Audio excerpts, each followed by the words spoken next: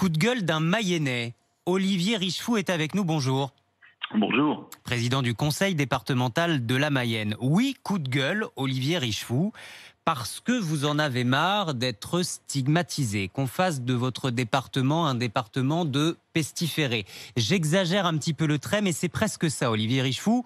Vous contestez les méthodes de l'Agence régionale de santé, c'est bien cela ? Oui, bien évidemment, c'est un coup de gueule de l'ensemble des Mayennais qui sont exaspérés d'être ainsi montrés du doigt, j'allais dire presque pour la deuxième fois.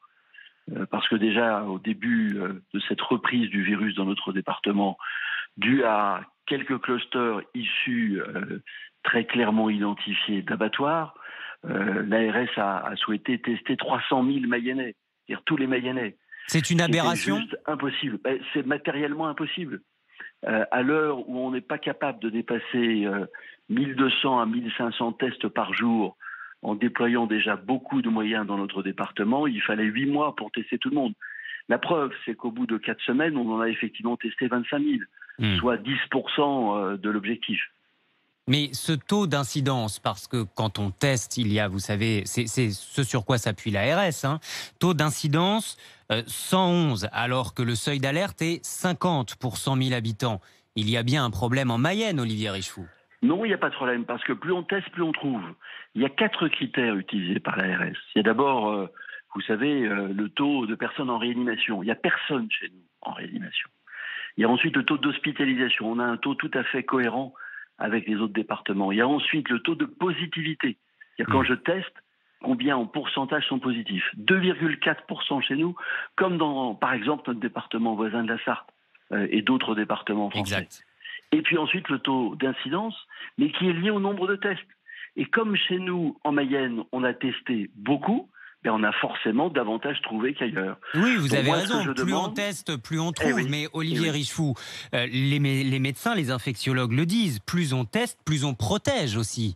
Parce qu'on va isoler plus rapidement et casser les chaînes de contamination. Oui, mais pour casser les chaînes de contamination, ce n'est pas les tests massifs. Sinon, il faudrait tester 60 millions de Français. La meilleure façon de casser les chaînes de contamination, c'est le contact tracing qui doit être mis en œuvre dès qu'on a un cluster. Or, on n'a pas été capable de mettre en œuvre ce contact tracing dans notre département. Et comme on a perdu les chaînes, on n'avait pas d'autre choix que de lancer, c'est ce que nous a dit l'ARS, ce dépistage massif.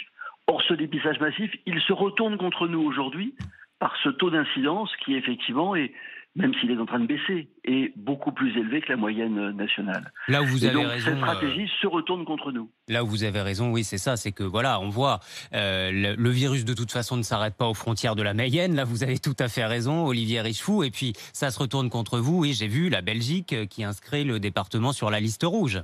Bien sûr, parce que la Belgique regarde les informations et regarde les informations communiquées par l'ARS. Moi, je n'en veux pas à nos amis belges qui ne sont pas responsables de cette situation. Ils ne font qu'appliquer des indicateurs qui leur sont communiqués par les autorités sanitaires de la France. Et c'est donc aux autorités sanitaires de la France de modifier le thermomètre et de modifier sur un des critères cette situation ubuesque. Et d'ailleurs, le roi Ubu, Alfred Jarry est né en Mayenne. C'est peut-être pour ça qu'on a une situation ubuesque. Mais il est important de modifier parce que notre industrie touristique en est pénalisée. Et les Mayennais se sentent aujourd'hui stigmatisés, comme vous l'avez rappelé au début. Merci Olivier Richefou. Merci d'avoir été avec nous en direct.